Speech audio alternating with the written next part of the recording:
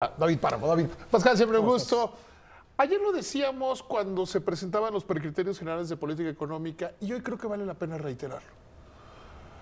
No, yo no le veo mucho sentido a que el presidente siga en esta actitud voluntarista de vamos a crecer 2% porque yo tengo otros datos.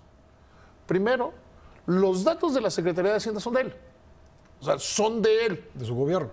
A ver, tú eres el director y conductor de este programa. Los datos que salen en este noticiero son tuyos. Punto. O sea, al final del día son del gobierno. Los secretarios de Estado son como manos del presidente. No son empleados de elección popular, no son diputados, no son senadores, no son representantes de órganos autónomos. Son empleados directos de él. Ellos dependen del presidente y ejecutan las acciones que el presidente quiere. A ver, ¿qué te pareció que dijera él hoy en la mañana que bueno, fue un estimado conservador y que obedeció a que no querían entrar en contradicción con los datos del Banco de México? Eso es hablarle a la tribuna y hablarle al que no sabe. Banco de México tiene sus datos, es un organismo autónomo. Banco de México tiene todo el derecho a tener los datos que quiera, pero los datos no son de Banco de México. Son del Fondo Monetario Internacional, del Banco Mundial, de las encuestas que hace Citibanamex entre los analistas, de las encuestas que hace Banco de México. No hay un solo organismo que diga que la economía mexicana va a crecer 2% o más en el mundo, ¿eh? No hay nadie. A lo mejor luego ahí sale una organización de esas fanáticas que dicen que van a crecer a 2,5%, porque los datos son datos.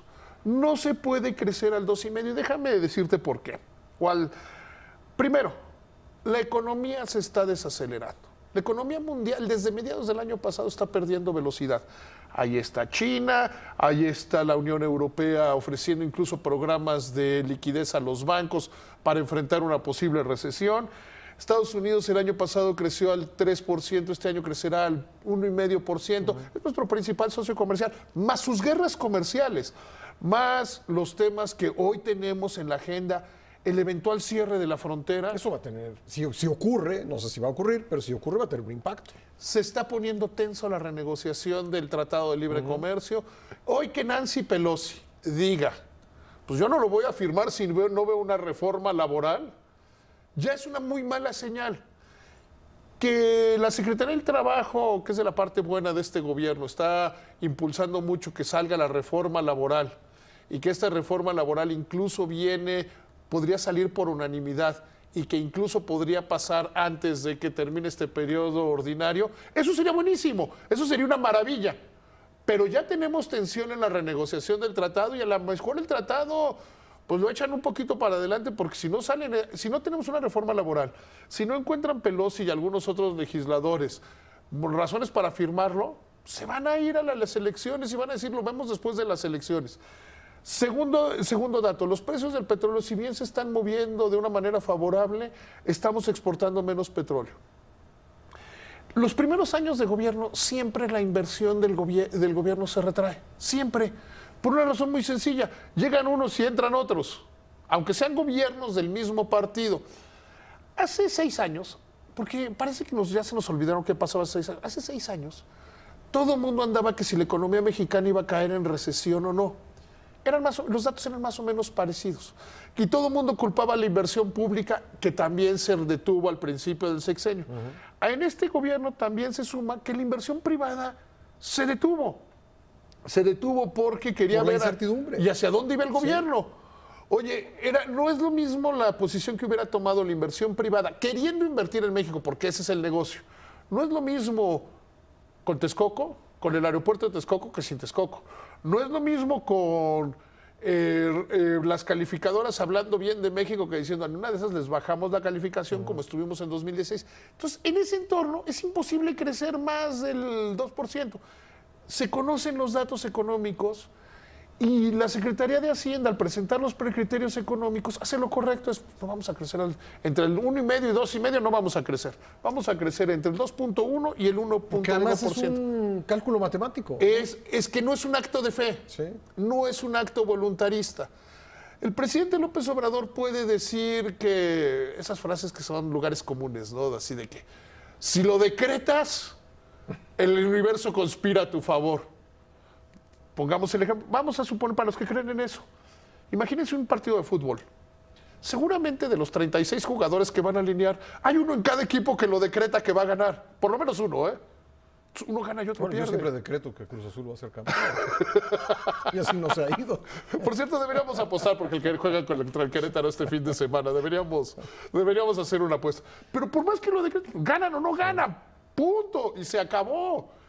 Entonces, lo que se está perdiendo, y eso es lo que me preocupa, es la actitud. A mí me hubiera gustado más que el presidente, más que hablar del 2%, somos prudentes en el manejo de las finanzas públicas, que eso viene en el documento, como te decía ayer. Esa es la parte relevante del documento.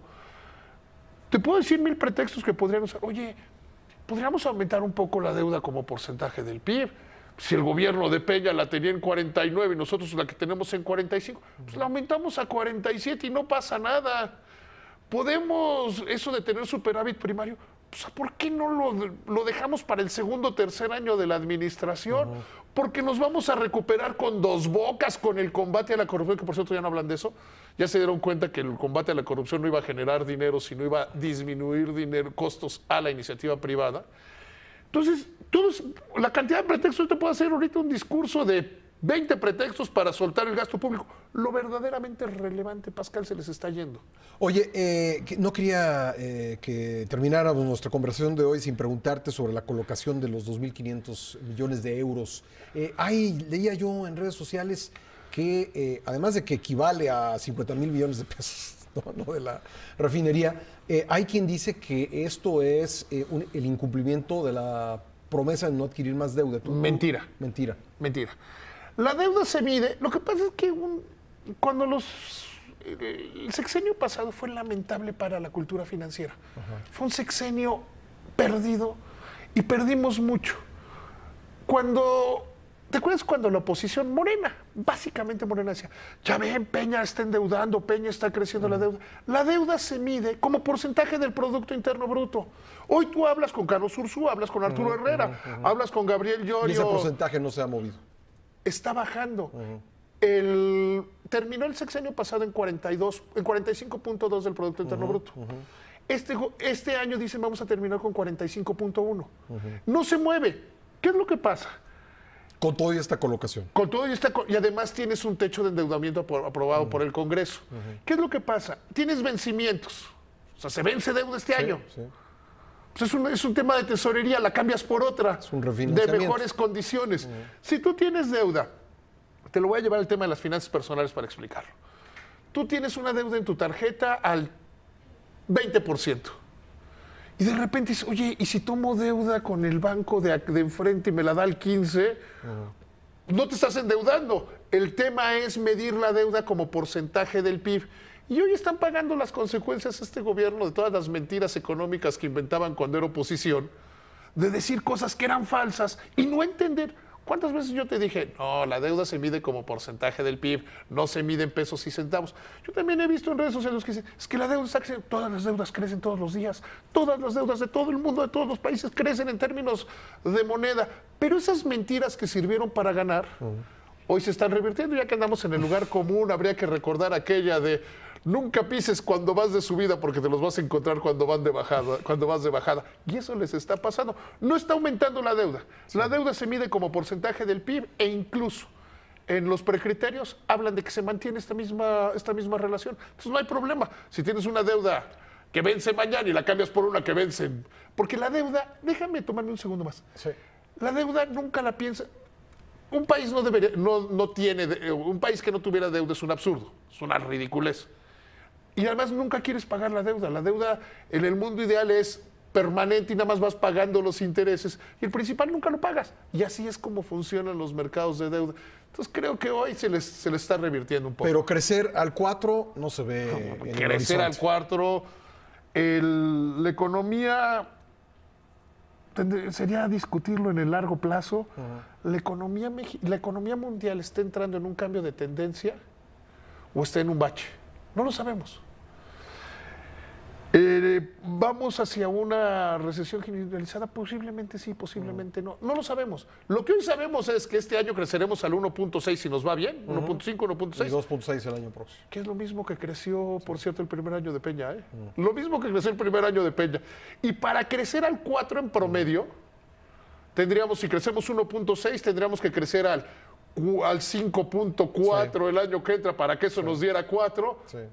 La verdad se ve difícil. Si al final del sexenio crecemos 3.5, 4, será un gran sexenio en materia económica, aunque con los datos de hoy, No parece. creo que es más probable que Cruz Azul sea campeón. Nos vemos, Pascal, que te vaya bien.